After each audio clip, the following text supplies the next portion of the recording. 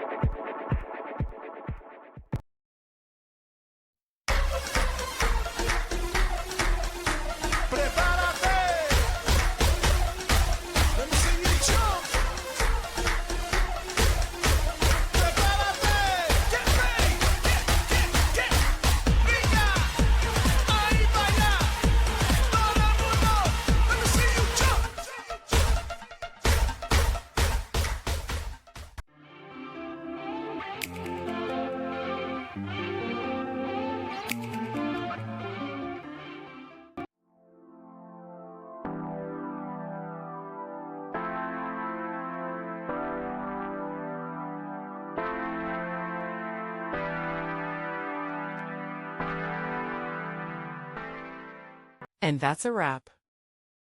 I hope you found the answer you were looking for.